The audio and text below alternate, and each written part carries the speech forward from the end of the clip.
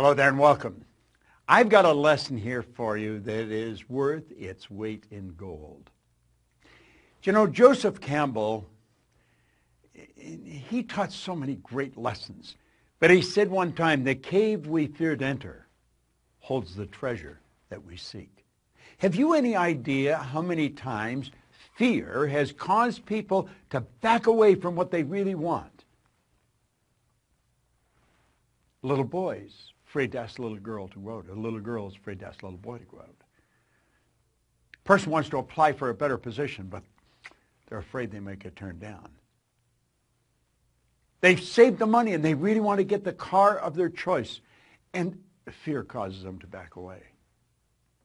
They've dreamed of moving to another city, and fear causes them to stay where they are. Do you know, fear has been known, James Allen said, to kill a person quicker than a speeding bullet. It is without question the most destructive emotion that we can be involved in. I'm going to show you something here about fear. It's called the terror barrier. But I want to lay a foundation for it. Now, some of these concepts that I'm going to explain, you've probably seen me explain before. But I found a long time ago, and hopefully you have too, that it's the repetition that creates awareness in our mind. We hear the same thing 2 or 3 times. Remember when you were a kid in school, and the teacher would be explaining a problem in mathematics, and you're just not getting it, so they may give you some personal tutoring. They'll say, okay, Bob, now here it is here. And they explain it. Now they say, no, you do this one, and you're stuck. And then they do it again, and you're stuck. And then all of a sudden, oh, now I see. Now I see. Now I see. Now I have a greater degree of awareness. Do you know that awareness is the only thing worth seeking? Do you know that people only earn $50,000 a year because they're aware of earning $50,000? They're not earning 50 because they want it. They would like to earn 100, but they're not aware of how to do the 100. Are they capable? Yes, they are. So I'm going to ask you to listen very carefully because there's a great lesson here. Now, there is the personality that we're talking about. This is anybody's mind and body. Now, we've talked about this on numerous occasions. You have a thinking mind, and whatever you think, you can become. As a matter of fact, that's the one point all the great leaders have agreed on, that we do become what we think about. This is our educated mind. This is where school has us gathering information. You and I have got a ton of information. We know how to do so much better than we do. We know. But there's a gap between what we know and what we do. This is where our intellect is resident. And we have these phenomenal intellectual factors. And if you have not been in a program where I teach the intellectual factors, you want to get in one because it's powerful information. At any rate, that's how this conscious mind works. Now, the subconscious is your emotional mind. And you've got to get it in the emotional mind if you ever want to act on it. Conscious mind has the ability to choose. Conscious mind also has the ability to accept or reject. Now, you see, when we get into the fear, you're going to find that we accept the thing we don't want and we reject the thing we do want. Why would a person reject what they want? Because the paradigm doesn't want them to go there. You and I have the ability to originate. We can originate anything we want. We've got phenomenal potential locked up within us. Now, I have found over the years and through studying this and working with hundreds of thousands, in fact millions of people around the world, that gaining a better understanding of ourselves is not that easy. It can be scary. We're tapping into parts of our personality that we're not really familiar with. We're causing ourselves to step out into a new area. Now, the subconscious mind, it'll accept anything you give to it. In fact, it must accept, and it cannot reject. Now, that is very, very powerful. Now, here's the key. Your subconscious mind cannot differentiate between what you imagine and what's real. Now, that is a beautiful concept if we really can get it. See, if you can visualize yourself doing something, you've got the talent inside to do it. Now, why don't we do it? We've got all this information. Well, let's take a look. Here we are here as an infant. Is this the way we are? No, not really. This is how we are as an infant. See, the conscious faculties have not developed. You've just got a brand new little baby. I was just looking at a picture of a beautiful little baby of Veronica and Arash, a couple who work for us, and I was looking at a baby, so cute. And that baby is just like this right now. That baby will accept anything that's given to it. Now, fortunately, Veronica and Arash know what to give the baby. See, they realize that that baby's mind is wide open to everything that goes on around it. Now, that's the way you were, and that's the way I was as a child. Our subconscious mind was filled with whatever was going on around us. Now, if you weren't born into a super productive family, a very creative family, odds are you've got some ideas in there that you've got to get rid of or you want to change. You see, that's where the image of you was formed. You have a self-image. And it's this self-image that really keeps us locked into where we are. It's also the concept of the self-image that will cause us to go to where we want to go. Now, I have another video that we send out where we cover self-image, and you'll want to get into it. Look for it because it is very, very powerful. But you see, the self-image is just part of the paradigm. Paradigm is the same as culture. Culture is nothing but group habit. Paradigm is a multitude of habits.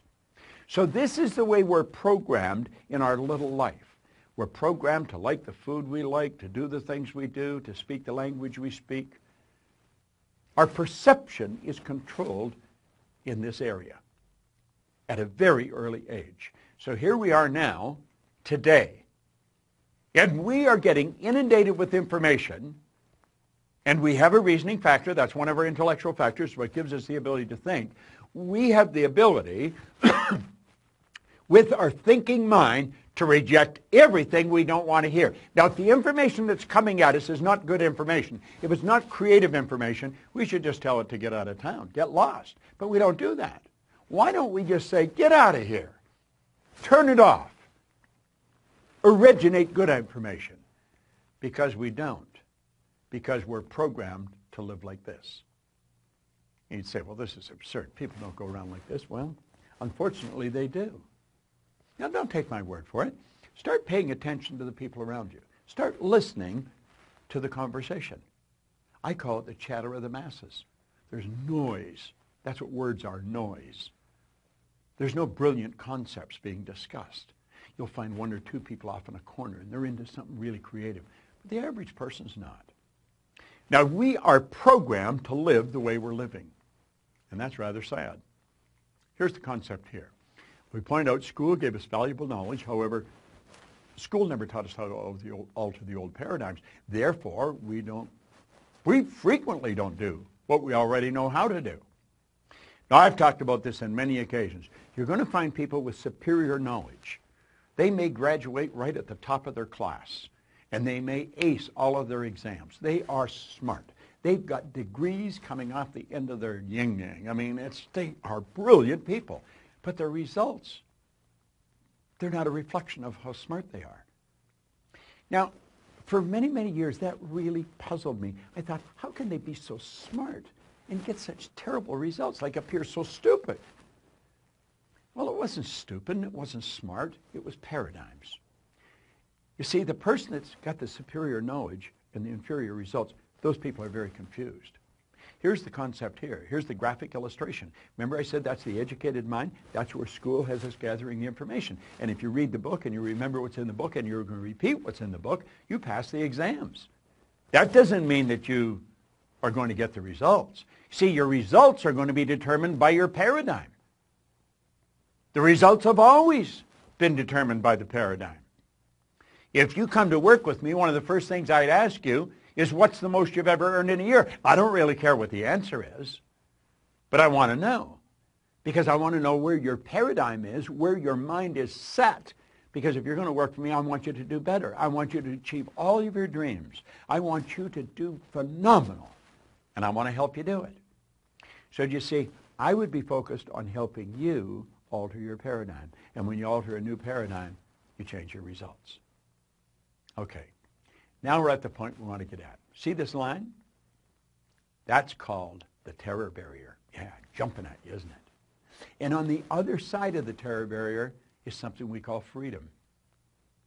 And you know, very few people get through that terror barrier. It's rather sad. Freedom is available to everyone. There isn't anyone that cannot live the way they want to live. See? Why don't they? Why don't they? They don't know. And they don't even know they don't know. Now I'm going to show you why people experience buyer's remorse when they buy something they really want, and then they back away, or they go to move and they don't. They go to change jobs and they don't. They go to move to another city and they don't. Why? Fear causes them to stay where they are. There's the individual. The X represents the unknown factor, the paradigm. Now, there's a power flowing into this individual's mind, and they can make anything out of it they want. Remember we said we had the ability to choose? What do they choose? They choose thoughts that are in harmony with the paradigm. Now, here's an important point. The paradigm controls the vibration of this thing we call our body. Our body is a molecular instrument. That's really what it is. It's a mass of molecules and a very high speed of vibration. The vibration that the body's in on a conscious level we call feeling. When a person says they feel this way or they feel that way, what they're really doing is describing the vibration they're in. Now, they choose thoughts that harmonize with the vibration they're in so they feel comfortable. They may not like the results, but they're comfortable. Now let's move ahead. Let's take a look here. Those people are getting X-type results and they don't like it.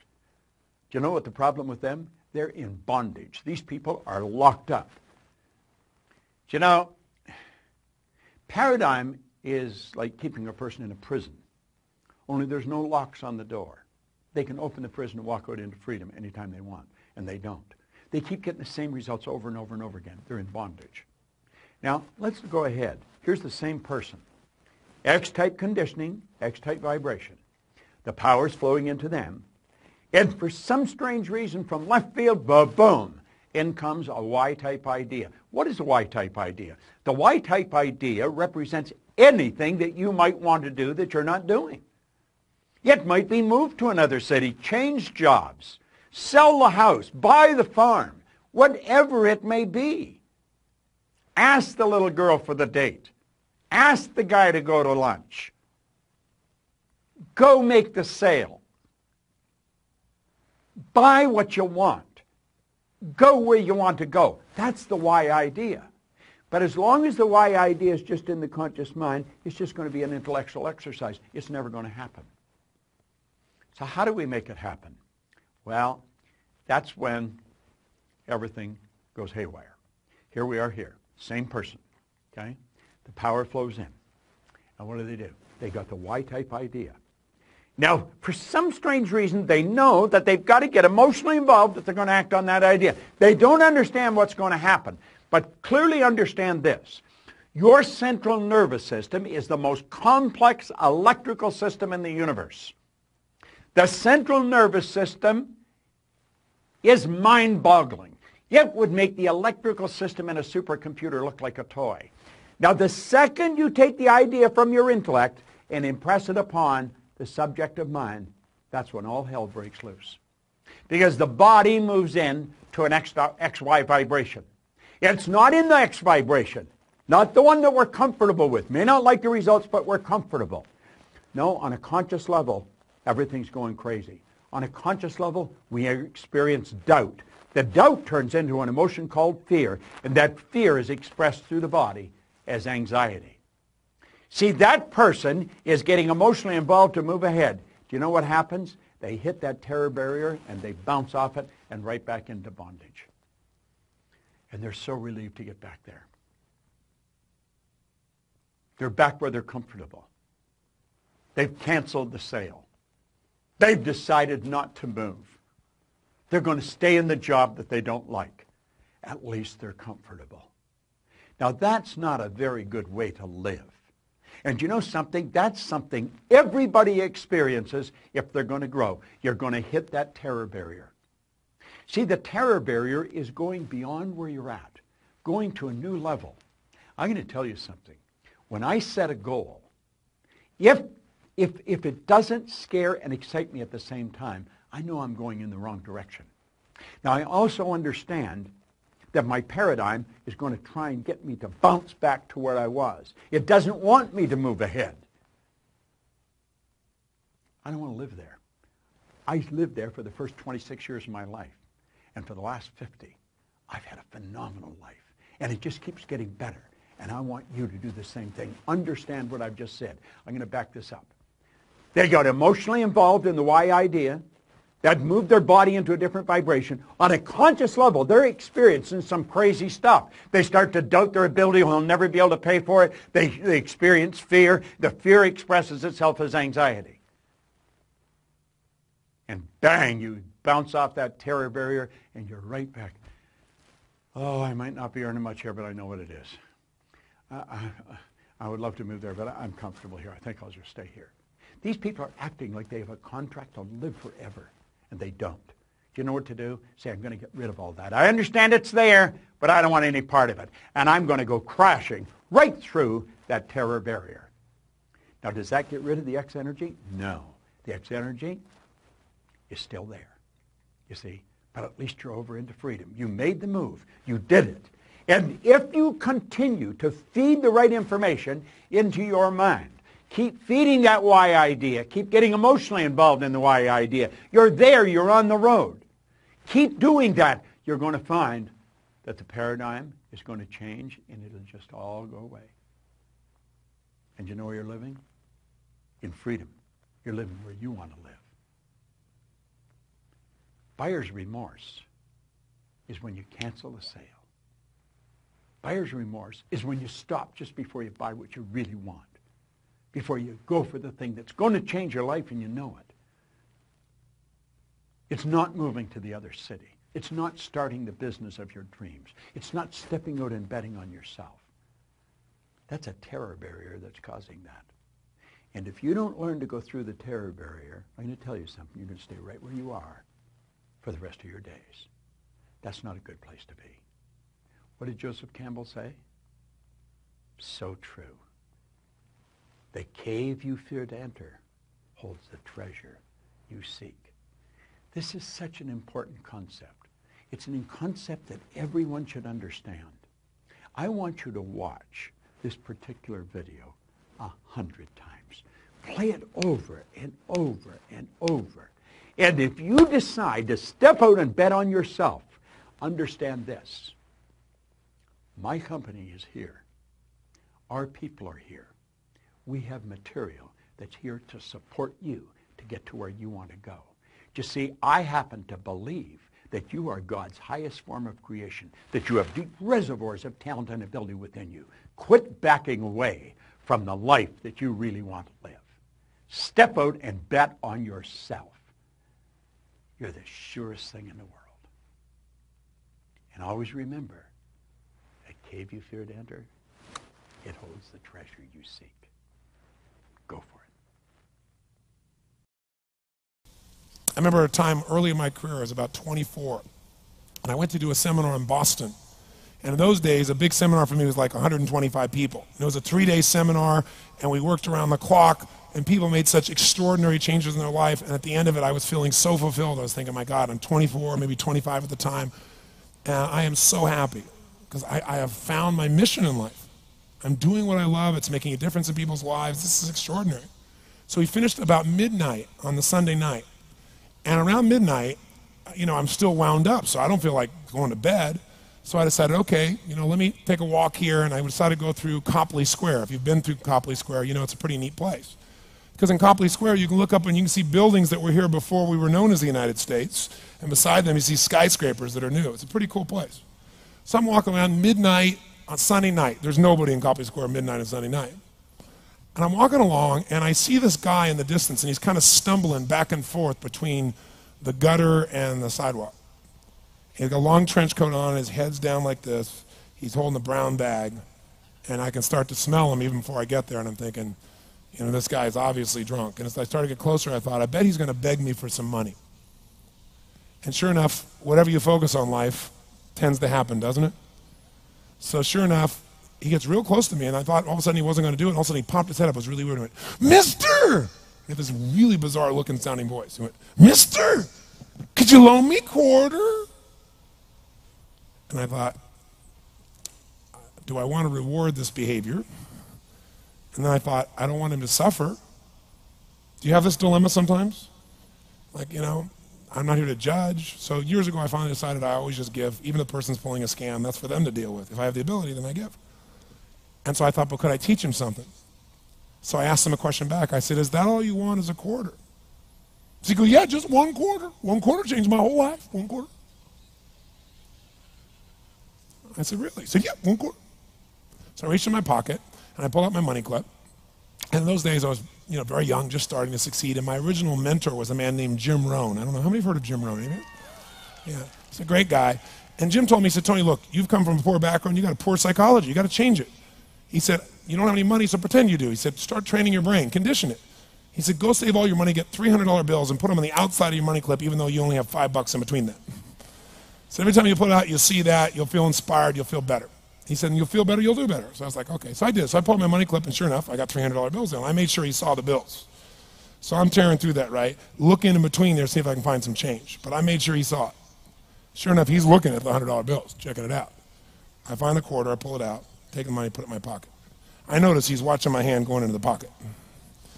I took the quarter and I looked at him and I said, sir, life will pay any price you ask of it. And I gave him the quarter. And then something really interesting happened. He took the quarter. He looked at the quarter. He looked at me. He looked at my pocket. He looked back at the quarter, looked at me, looked at my pocket, looked at me again, looked at the quarter, looked at my pocket, looked back at me and said, you're weird. And then he shuffled on off like this, right? And I thought to myself, wow, what's the difference between him and me? I mean, I was 24, 25 at the time, doing what I love most, have my mission in life, and he's in his early 60s, drunk on the street begging for quarters. What's the difference? And I thought, well, maybe God's blessed me because I'm such a good person. I thought, oh, and he's such a bad person, that's such bull. And I thought, wow, maybe the answer to that question is what I just told him. Life will pay whatever price you ask of it. But you know what's interesting? You got to ask intelligently. In the Bible it says, ask and you shall what? Yeah, pretty good formula. You ought to look into it. But you know what? It says, ask and you shall receive, but I'm sure it meant ask intelligently. I'm sure that's what God meant. I'm sure he didn't mean bitch and you will receive. Whine and you will receive. I don't think that was the instruction. Now, if you were going to ask intelligently, there might be 5 elements of that. Number 1, you'd have to ask specifically, wouldn't you?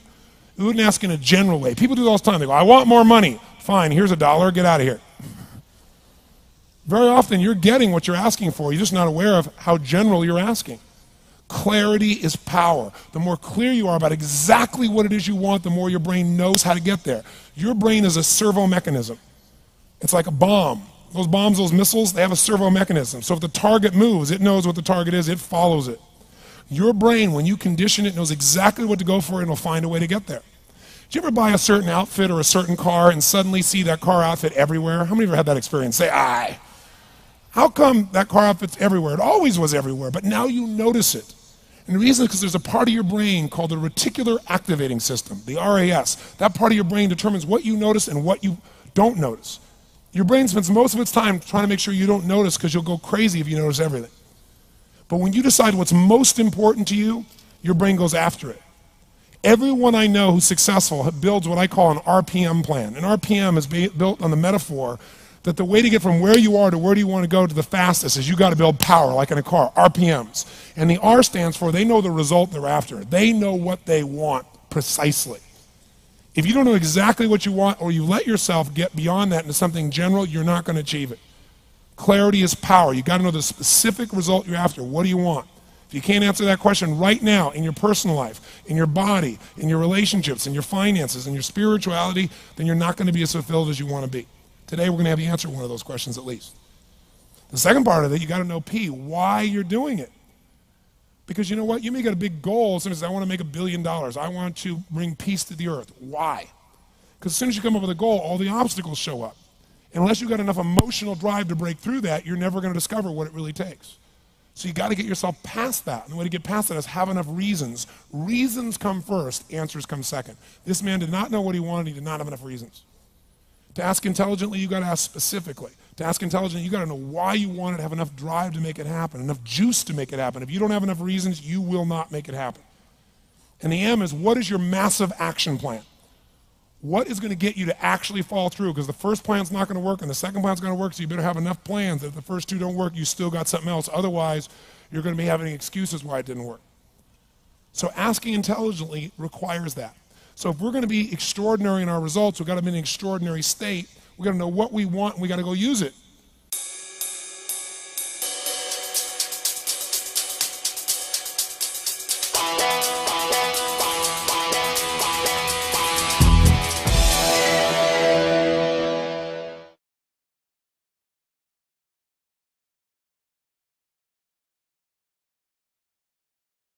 My life is shaped by a lot of events, but one of the most powerful was somebody doing these kind acts for my family. When I was 11 years old, we had a really, really tough Thanksgiving where there was no money and no food, and we wouldn't have starved.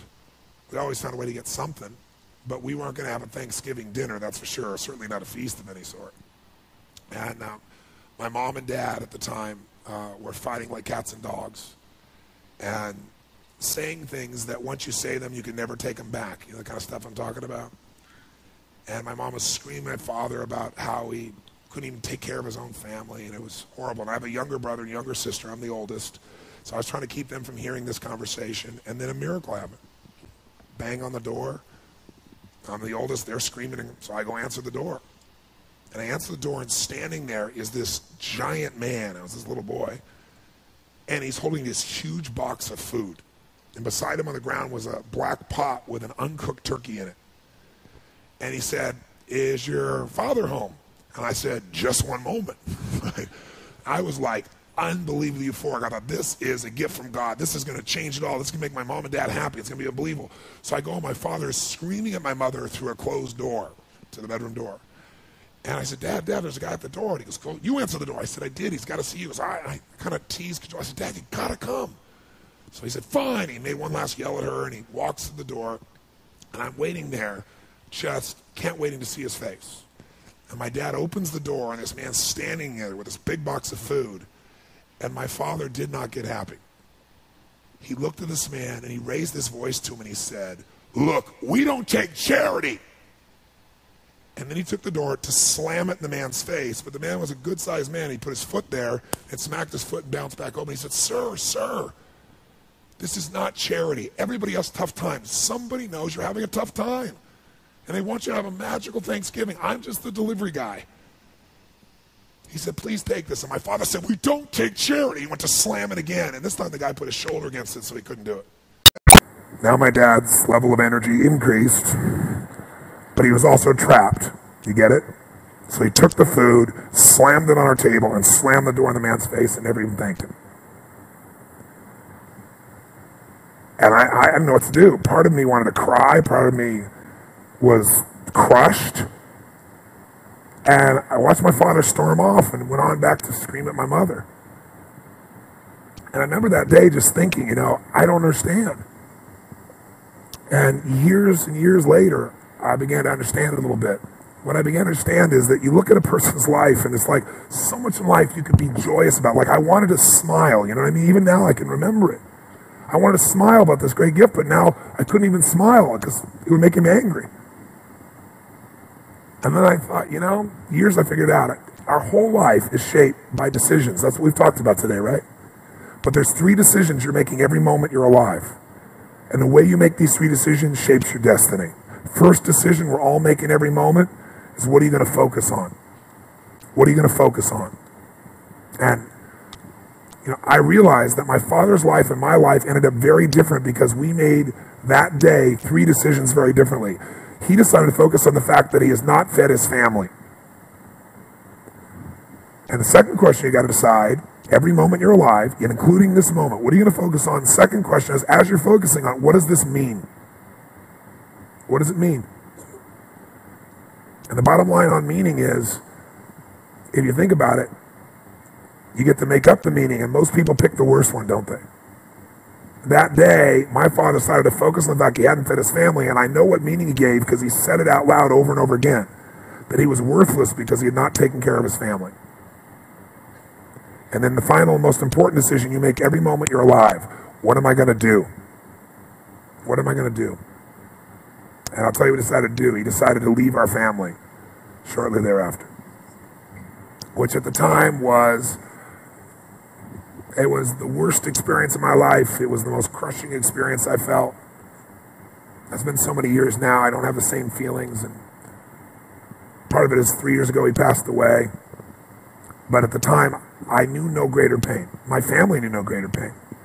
I couldn't understand why he would leave. I loved him so much. And my life turned out very different than him. I was the only one to go at his funeral. No one else in the family would go. Nobody wanted to be part of it. He died alone of a disease called connective tissue disorder. And I can tell you, right before his death, he got the lesson because he looked at me and he said, son, he said, I was a bastard. I didn't connect with anybody, and look what I'm dying of. It's unbelievable. So that same day, I made 3 different decisions. I decided to focus on the fact there was food. What a concept. I like that. But what changed my life was the meaning I gave it. I decided that day that what this means is that strangers care. And if strangers care about me and my family, I decided what I was going to do is I was going to care about strangers. And that completely changed my life. I promised myself someday I'd do well enough to do this for other families like was done for me. And I didn't wait till I was, wealthy to do it. I did my first one when I was 17. I remembered I was 17, I had my own car, I had some money, and I decided to go on the greatest shopping spree of my life at that point. I decided I was going to go shop for 2 families for Thanksgiving, and I was going to go do for families what was done for me so many years before. It was the most euphoric experience. I took 2 baskets, I went to the manager of the place, and I told him what I was going to do, and I said, I want you to give me a discount, you be my partner, give me 10%, cheap bastard. Right? But it was so cool. I got 2 of everything, right? Because I wanted to get enough food for a family for 2 or 3 days and have an unbelievable feast. Then I called this church in the barrio area, and I said, listen, I want to go take care of some families that are too proud to come to the church and get food. So they might suffer. Can you recommend some families? And they gave me 2 families. So then I wrote a note because I thought, you know what? I'm going to put on old jeans and a t-shirt, and I'm going to deliver this. I'm not going to get the acknowledgement, but I do want to see their faces, right? So all goes the delivery boy, which is easy. I look like one. But I wrote this note, and I don't want him to get upset like my father did. So I wrote this note, and I said, this is a gift from a friend. Please know that you're loved. I want you to have an extraordinary Thanksgiving. You deserve it. Please accept this gift. And then I put under it, I said, if you can, someday do well enough to do this for one other family and pass on the gift. And I put love a friend. And then I realized I was going to an area that was more Latino, and I don't speak Spanish, so I thought, I got a friend to write on the back in Spanish so I could flip it around if there was a challenge. So I got one of my buddy's old vans, because I need a little room, put all the groceries in, and I drove to this house. And it was not what I expected, it was more. I got to this house, and I got 2 bags of groceries, and I banged on the door. Door opened, and this woman about this tall, right, stares up at me like this, right? And I said, hi. And it was very obvious she didn't speak any English, and she let out a scream when she saw the food. And by the way, this woman had 5 children and a husband. What I didn't know is the husband had left her 3 days before with no money, no food, and 5 kids. So I got these bags. So she screamed, and she grabbed me and started pulling my neck and like kissing me, right? And I said, no. I said, I'm the delivery boy. And she didn't understand a word I was saying. So I reached in the pocket and I gave her the note, flipped it over. She read it in Spanish, and then she started to bawl. So then she came and started kissing me again. I said, no, I'm the delivery boy. I'm, trying to show her. And she goes, no, gift from God, gift from God. I said, I'm trying not to bawl. So I'm like, where do I put this? And I'm doing everything to hold it together, like smiling, but I want to cry. And she just pointed. It wasn't a big house. It's like a room. So I went over and I put the stuff on there. And just as I'm trying to put stuff on there, I hear these screams. And all of a sudden, bam, bam, 2 boys hit me, one leg, then the other. These 2 little guys just tackle me, right? When they saw the food, they went crazy. When I saw the pumpkin pie, it was over. So I said, come out with me. And so they came out, and we kept bringing these groceries in. And I'm telling you, it was like, I don't know how to describe it. It was the most euphoric, fun, passionate, loving. It was like they're my little brothers, And so we brought all stuff in, and they were laughing, and they were lit up. And then, I'd done it all, and it was time to go, and I didn't want to go, and they didn't want me to go. This one little boy just wouldn't let go of my leg, and he just kept looking up to me and hugging me, and I was like, but I had to go make the other delivery. So I turned to this woman, I said, I've got to go, and she said, okay, whatever her language was. I didn't know what it was, but I knew it meant okay, right? So I went to go leave, and then she grabbed my arm, and she started to have tears in her eyes. And I said, I wanted to say, Happy Thanksgiving, but I didn't know Spanish, so I went, Feliz Navidad. Figured it was close, And she started she went from crying to laughing, right? And then she grabbed and gave me this big hug, and the kids gave me these hugs. And I remember I got out and I walked off, and they were all standing on the porch. And I got in this little van, and I drove it out and I turned it around. And as I went to turn it around, I looked in the rearview mirror. And I was feeling all this emotion building in my body. And I looked in the mirror and I saw Mama standing in the porch with her kids, all the kids smiling. Mama sitting there crying hysterically and smiling from ear to ear. And I couldn't keep it together. I was right there, stopped in the street, and I started bawling uncontrollably.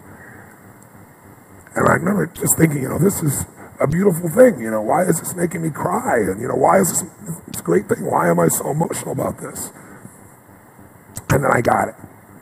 I realized in that moment that the worst day of my life, my father leaving, had actually been the best day of my life. Because if I hadn't had that experience, I wouldn't be here today. And now because of that, I'm get to live this life. And I have the desire and the drive and the want to give in this way. And so I've really realized that the worst day was the best day, that was God's gift. The gift wouldn't have been there if he would have stayed. There's an old country song that says, thank God for unanswered prayers. It's a story about this man who wants his prayer and finds out later on it wasn't fulfilled, right?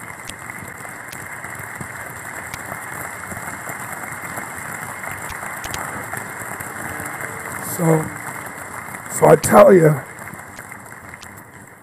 the story for a couple reasons. One is, if you want to change your life, figure out how your worst day was your best day. You'll change everything, because it is if you look for it. If you find the deeper meaning, it is.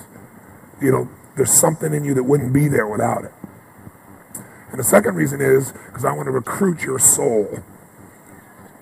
Not for your money or business. I want to recruit you in this action of going and making a difference. I want to recruit you for you, because I know if you go do a few of these things, you'll get hooked. And you'll make it a ritual and it'll change your life. Whatever things you do in your life, this is what it's really about. And, it won't be long before it'll be Thanksgiving here, and we still do this. I start out the first year, I fed 2 families, and the next year I fed 4. I'm going to double it. Next year I did 8, which was a lot of work. And I didn't tell anybody what I was doing, because I wasn't doing it for acknowledgement. I was doing it because it was right. But after a while, I thought I could use some help. So I got my friends together and said, you know what? Instead of just going and having turkey, let's give thanks. Let's go build baskets with food and great stuff, and let's deliver it to people. Then we'll come in and have a big dinner, and we'll talk about what we're grateful for and have our dinner. And so we did it, and it became a ritual, and it grew. And then I built some companies, and all my employees got involved. And then about 14, 15 years ago, I started my foundation. And last year, we fed over 1 million people now in 9 countries around the world, on Christmas and Thanksgiving. It's been a pretty amazing experience, right? Thank you. Thank you. Thank you. Thank you. Thank you. So I thank you for your applause. I wasn't telling you for that reason. I want to recruit you. And you can give your money, but I'd much prefer if you would just go deliver the food. Because I'll tell you what's great. You'll be changed by that. It's easy to give money. But when you enter an environment and you give, you don't give as the giver. You go as the delivery person, but you're really the one that made it. It'll absolutely change your life.